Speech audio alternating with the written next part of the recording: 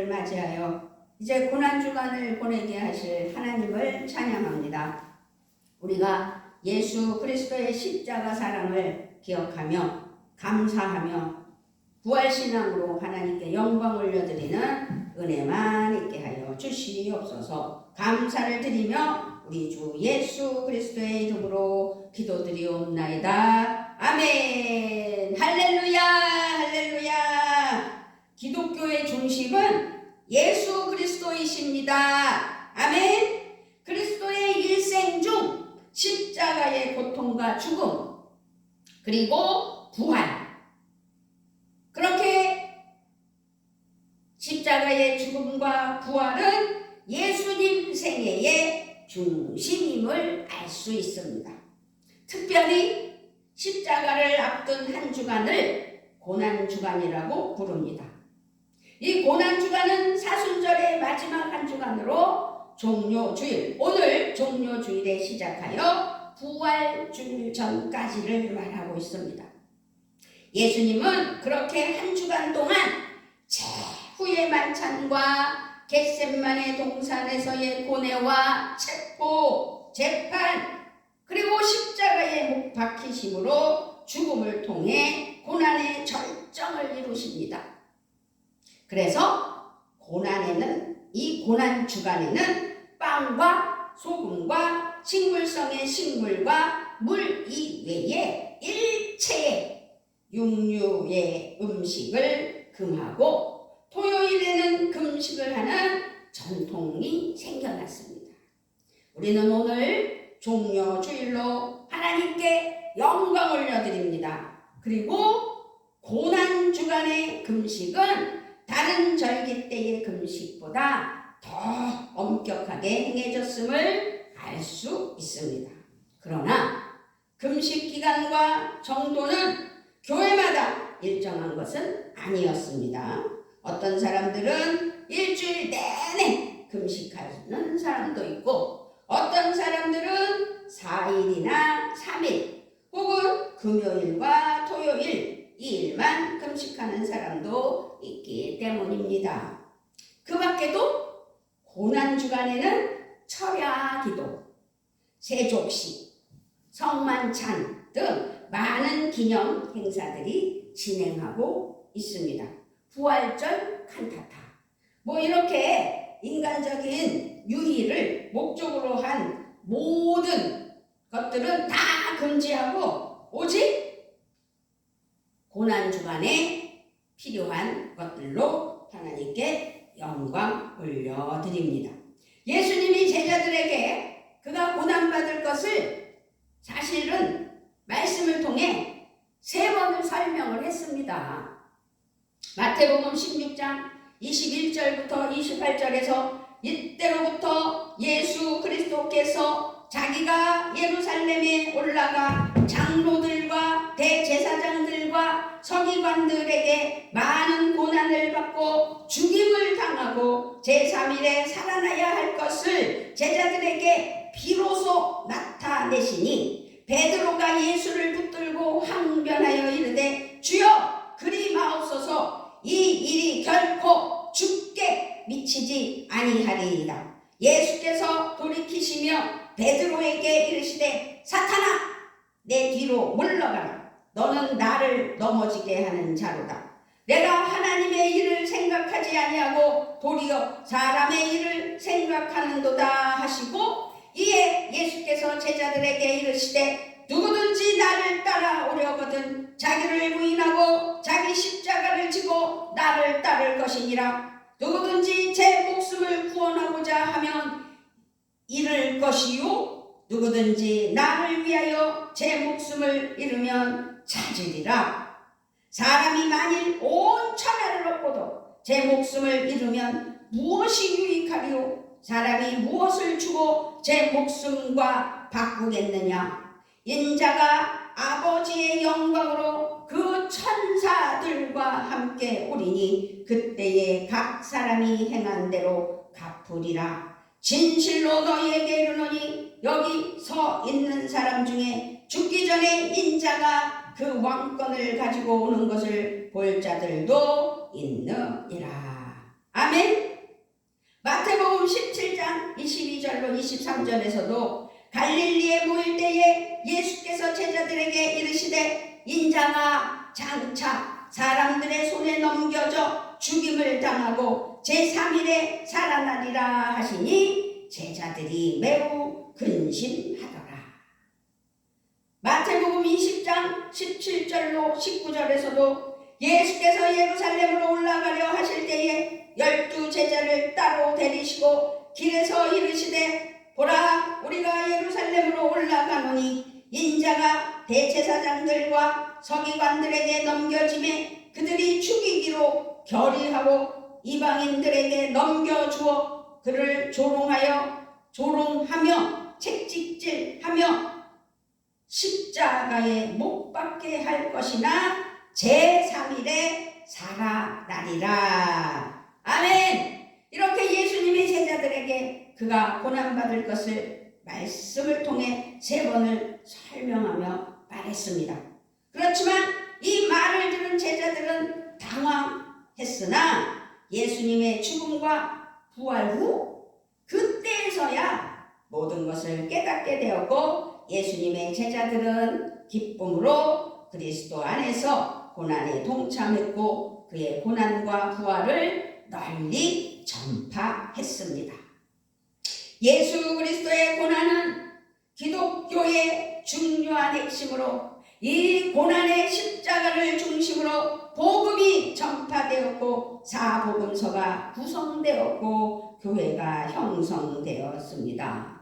그러므로 그리스도의 몸된 교회는 그리스도의 죽음과 부활을 기억하며 재음미하고 오늘의 역사 속에서 조명해야 함을 알아서 우리는 해마다 제2수요일로 시작하여 사순절과 종료주일과 고난주간을 보내고 있는 것입니다. 예수님은 고난주간 동안 행적을 통하여 우리에게 고난의 의미를 깨닫게 하고 부활을 준비하게 하심을 잊지 말아야 할 것입니다.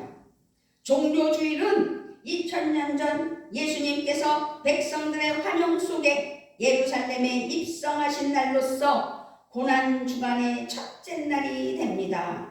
당시 백성들은 로마로부터 이스라엘을 구해낸 메시아가 예수님이라고 생각하였고 그래서 예수님을 크게 환영하며 맞이했습니다.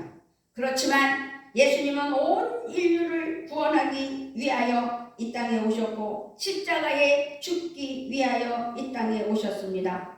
이제 예루살렘에 입성하신 것이었습니다. 백성들의 기대와는 달리 예수님이 무력하게 붙잡히셨다는 것입니다. 그들의 환호성은 곧 십자가에 못 박으라는 고함으로 돌변했습니다. 이와 같은 사실은 오늘을 살아가는 우리 그리스도인들에게 큰 교훈을 주고 있습니다. 예수님을 믿는 우리는 자기 중심적인 신앙생활을 절대 해서는 안 된다는 것을 깨달았으면 좋겠습니다. 나의 유익을 위해 예수님을 찾다가 내 뜻과 어긋날 때 예수님을 배반하는 자가 돼서는 정말로 안 된다는 것입니다. 우리는 예수님의 모습을 통해 우리가 어떠한 신앙의 모습을 가져야 할지 함께 깨닫는 종료주일. 그래서 오늘 마태복음 21장 1절로 9절 말씀을 통해 고난의 열매 예수라는 제목으로 은혜 받았으면 좋겠습니다. 아멘. 할렐루야. 첫 번째로 겸손의 종 예수 그리스도를 기억합시다.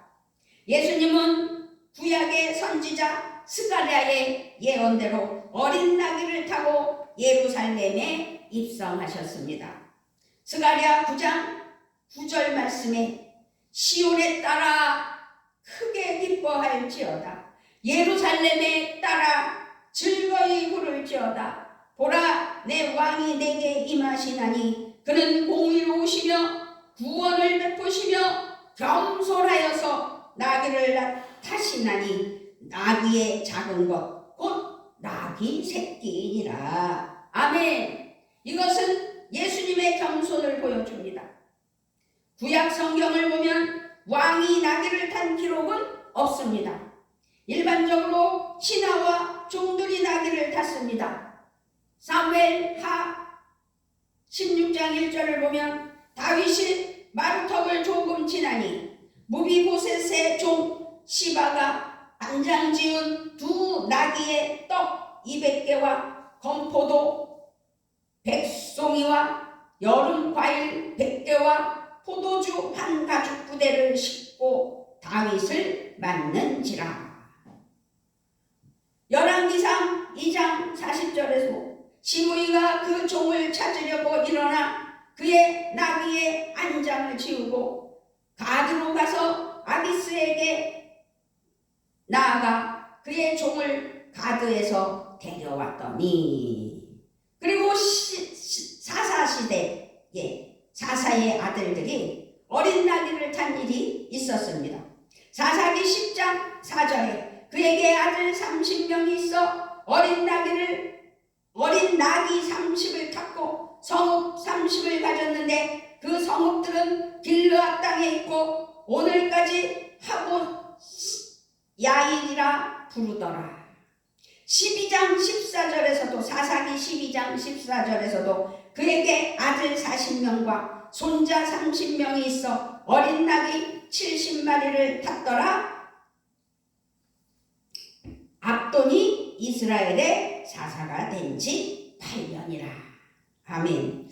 나귀는 그렇게 비천한 동물 가운데 하나로 여겨졌기 때문에 대개 왕은 백마를 타고 수많은 부하들을 거느리고 이동하는 것이 관행이었죠. 그렇습니다. 그런데 예수님은 백마를 타고 호위 군사와 함께 하지 않으셨고 어린 나귀를 타고 제자들과 함께 입성하셨다는 것입니다. 이는 겸손과 온유의 왕, 평강과 구원의 왕, 그렇게 오신 예수님의 모습을 우리에게 확실하게 보여줍니다. 이 세상 사람들은 누구나 자신이 인정받기를 원하지요. 더 높아지려고 하고 더 많이 갖고 싶어 합니다. 그렇지만 예수님은 이와 반대로 섬김과 겸손의 모습으로 일생을 사셨습니다. 할렐루야, 아멘. 예수님은 한없이 낮아지셨습니다. 가장 높으신 분께서 가장 낮으신 자가 된 것입니다. 예수님의 낮아지심에는 빌립보서 2장 6절 7절에서도 말씀하고 있습니다.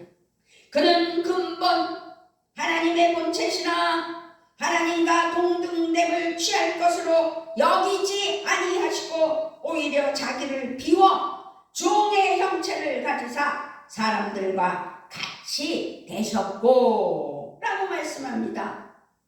예수님이 이와 같이 낮아지신 것은 죄인된 우리를 구원하시기 위함이라는 사실입니다. 아멘. 마가복음 10장 45절은 인자가 온 것은 섬김을 받으려 함이 아니라 도리어 섬기려 하고 자기 목숨을 많은 사람의 대속물로 주려 함이니라 라고 말씀하셨습니다. 예수님께서는 십자가에 달리시기 전날 밤에도 제자들의 발을 씻기심으로 섬김의 본을 보이셨잖아요. 한없이 높아지려고만 했던 제자들은 당황했습니다. 당황하여 어찌할 바를 몰랐습니다. 이에 예수님께서 말씀하십니다. 내가 주와 또는 선생이 되어 너희 발을 씻었으니 너희도 서로 발을 씻어주는 것이 옳으니라. 내가 너희에게 행한 것 같이 너희도 행하게 하려 하여 본을 보였노라. 아멘. 3장 14절 15절 말씀입니다. 이렇게 예수님은 정말 낮아짐으로 모든 사람들을 위한 구원의 문을 여셨다는 사실입니다. 천한 사람과 같이 멸시천대를 받으셨고 조롱을 받으셨지만 그럼에도 불구하고 묵묵히 참고 견디시며 십자가의 길을 가셨습니다. 오늘 무슨 주일이라고요? 종료주일입니다.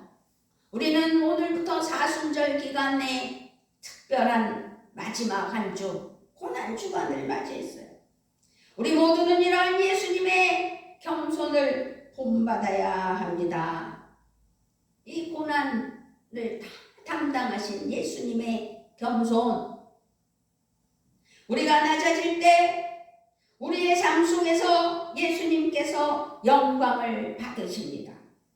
능력 없고 무지하고 연약하여 보잘것없는 나귀 새끼와 같은 우리들이지만 겸손히 엎드려 주님의 도우심을 간구할 때 하나님께서 은혜를 부어주셔서 우리 삶에 크고 놀라운 능력을 나타내 주실 것입니다. 아멘.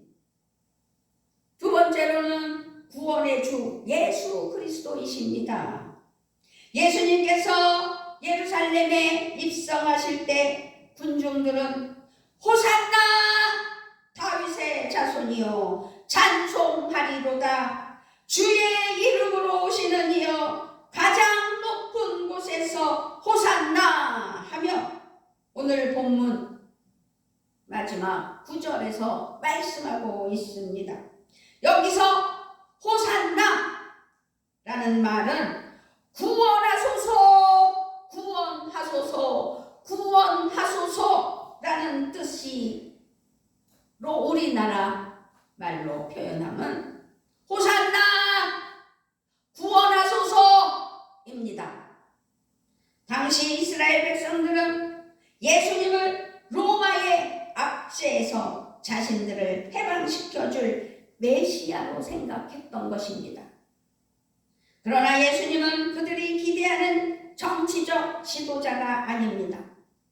영혼을 구원하고 새롭게 하는 영적인 메시아로 오신 것입니다. 정치적인 메시아로 오셨다면 나귀가 아니라 수많은 군대를 거느리고 큰 말을 타고 예루살렘에 입성하셨을 것이 아닐까라고 생각해 봅니다. 그리고 무력으로 로마를 정복하고 이스라엘을 해방시켰을 것입니다. 그러나 예수님께서는 그렇게 하지 않으셨다는 사실입니다. 연약한 나귀 새끼를 타시고 예루살렘에 입성하셨습니다. 예수님의 예루살렘 입성은 인간적으로 볼 때는 십자가에서 죽기 위한 입성 아니겠습니까? 실패의 입성으로 보일 수 있었을 것입니다. 영적인 면에서 본다면 죄와 죽음 그리고 사탄의 세력에 사로잡혀 있는 인생들을 죽음에서 새 생명으로 그렇게 구원하시는 승리의 입성이었던 것이라는 사실입니다. 할렐루야. 아멘. 지금 온 세계는 일본 후쿠시마 원전 사고로 인한 그 방사능 공포에 사실상 문제가 많았음을 기억하실 것입니다. 이제 오염수 방류에 우리는 두려움을 갖고 있는 사람도 많이 있습니다. 방사능으로 오염된 공기, 물, 음식물을 섭취하면 몸속에 방사성 물질이 쌓이게 되고 그 독성을 목욕이나 배설 등으로 없어지는 게 아니라고 합니다. 방사능을 직접 피폭으로 죽은 사람의 시체는 화장을 해도요, 그 재 속에 방사성 물질이 없어지지 않는다는 아주 독한 물질이에요.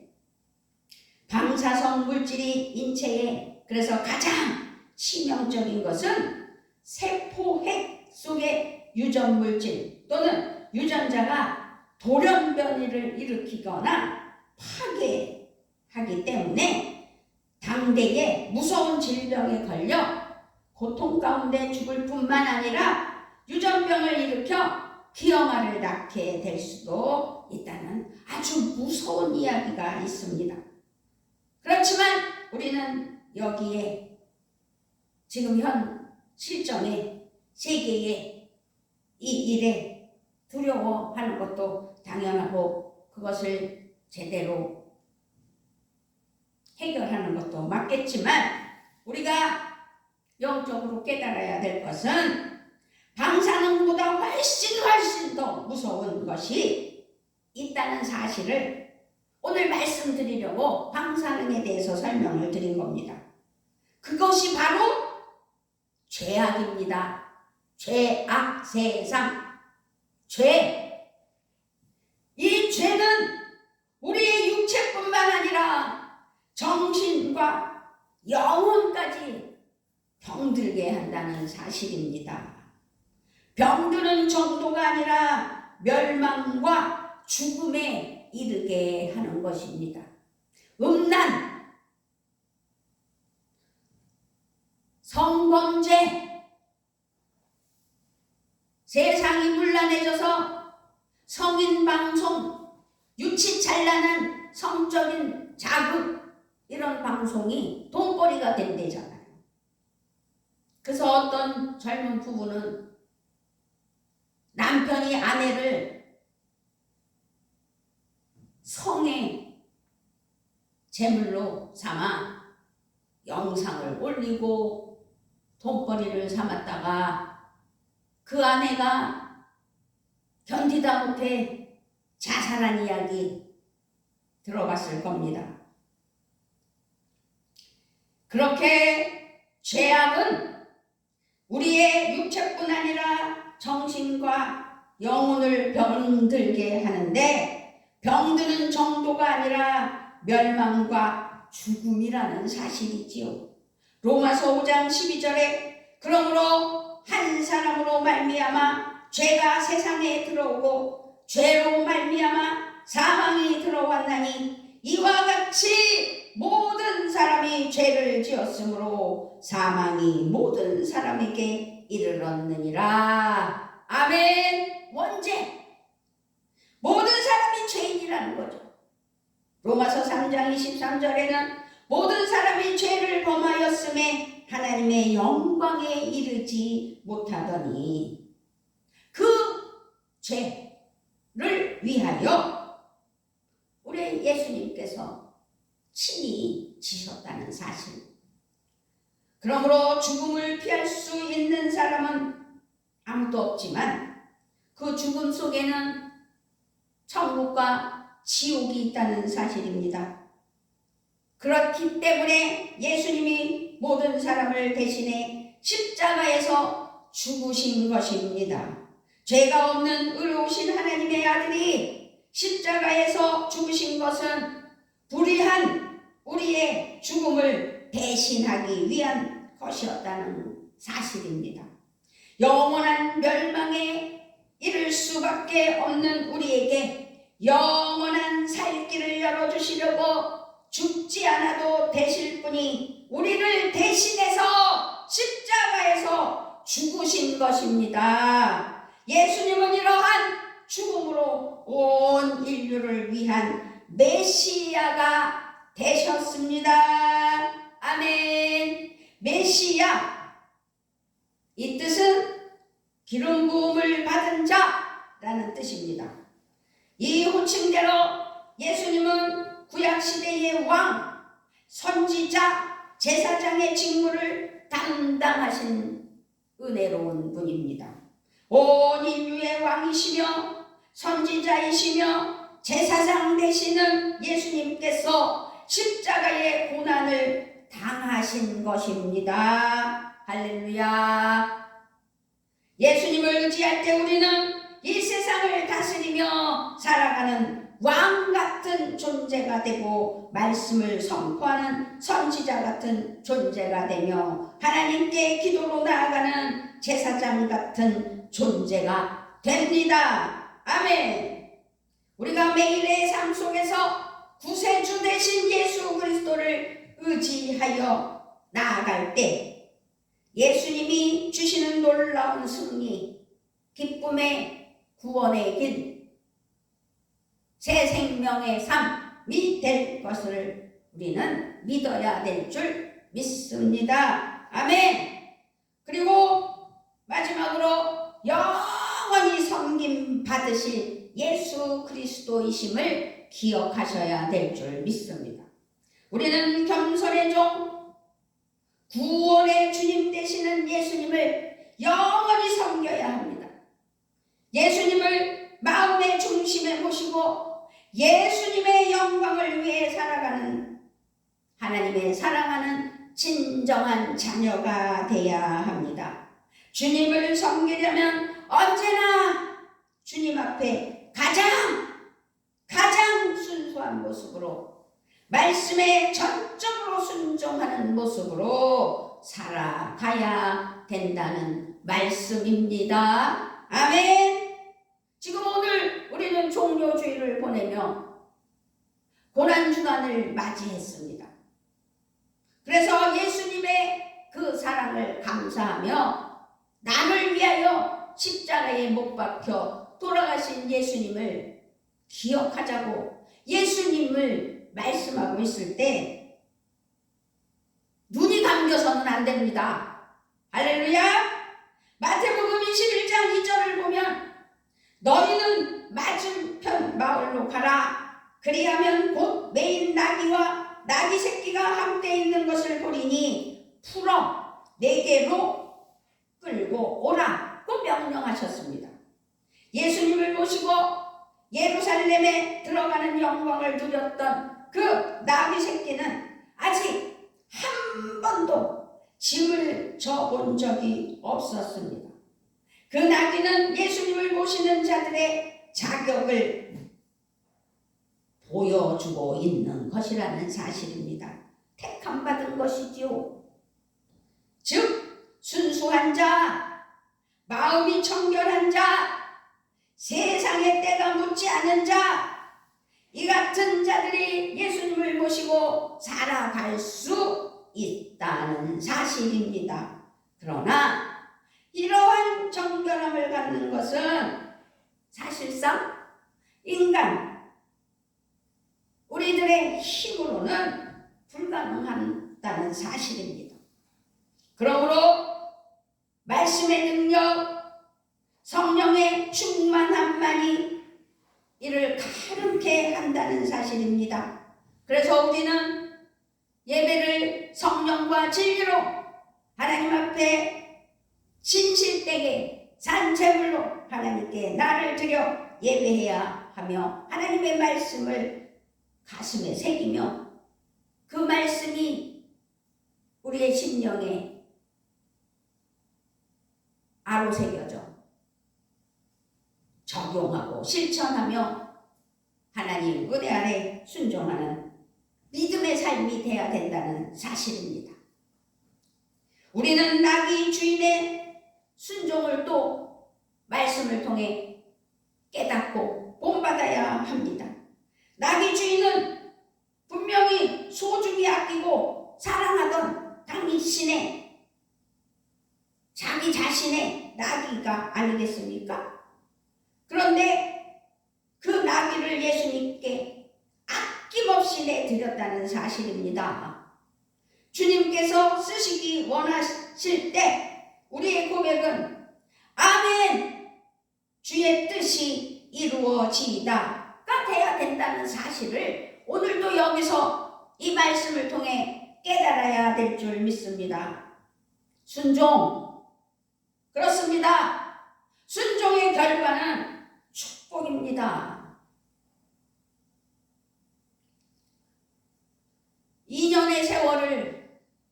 어렵고 힘들게 우리는 순종했습니다. 삿포로 신학교에서 열심히 다해 훈련받은 우리 아들 신승관 선교사, 그리고 한국에서는 남편을 위하여 또 시부모를 위하여 사랑하는 딸을 위하여 헌신하며 애쓰고 수고한 우리 며느리, 그것 또한 순종입니다. 그러므로 순종의 결과는 축복이라는 사실입니다. 순종은 하늘문을 여는 열쇠입니다. 우리 삶에 하나님의 축복과 승리를 가져오는 비결이라는 사실을 오늘 깨달아 예수님이 순종하시며 낮아지시며 겸손으로 나귀 새끼를 타고 예루살렘에 입성하시며 그 고난의 십자가를 지시며 우리의 구원이 되신 예수 그리스도의 사랑을 기억하며 예수님의 순종을 통해 우리가 깨달아 우리도 하나님 앞에 감사하며 순종해야 될 줄 믿습니다. 예수님의 순종은 위대한 순종입니다. 빌립보서 2장 8절로부터 11절은 사람의 모양으로 나타나사 자기를 낮추시고 죽기까지 복종하셨으니 곧 십자가에 죽으심이라. 이러므로 하나님이 그를 지극히 높여 모든 이름 위에 뛰어난 이름을 주사 하늘에 있는 자들과 땅에 있는 자들과 땅 아래에 있는 자들로 모든 무릎을 예수의 이름에 꿇게 하시고 모든 입으로 예수 그리스도를 주라 시인하여 하나님 아버지께 영광을 돌리게 하셨느니라고 말씀하고 있습니다. 할렐루야. 오늘 하나님께서는 순종하는 자를 일꾼으로 부르고 계십니다. 하나님의 부르심에 주여 나를 보내주소서, 내가 여기 있나이다 라고 고백할 때 응답하신다는 사실을 기억합시다. 반드시 하나님께서 우리의 일생을 놀라운 축복으로 인도하실 것이라는 사실을 기억하며 이제 예수님의 그 사랑의 순종과 그 사랑의 십자가를 기념하며 종료 주일을 하나님께 영광을 올려드리며 고난주간을 맞이할 때 우리의 심령이 더 하나님께 감사하며 십자가 사랑으로 승리하며 부활신앙이 되는 우리 모두가 되시기를 우리 주 예수 그리스도의 이름으로 부탁을 드리며 축복합니다. 아멘. 아버지 할렐루야. 우리 아버지 하나님을 찬양합니다. 당신의 독생자 예수 그리스도를 이 땅에 보내주시고 인류를 위하여 나를 위하여 십자가에 못 박히신 예수 그리스도를 기념하며 기억하며 십자가 사랑을 알게 하시는 종료 주일에 우리가 하나님 앞에 감사로 나아가게 하시고 십자가 사랑 안에서 이 고난주간 더욱더 예수님을 생각하며 그 고난을 하나님께 감사하며 죽은 영혼을 살리신 하나님께 감사하며 부활을 맞이하여 부활 신앙이 되는 우리 모두가 되게 하여 주시옵소서. 감사를 드리며 우리 주 예수 그리스도의 이름으로 기도드리옵나이다.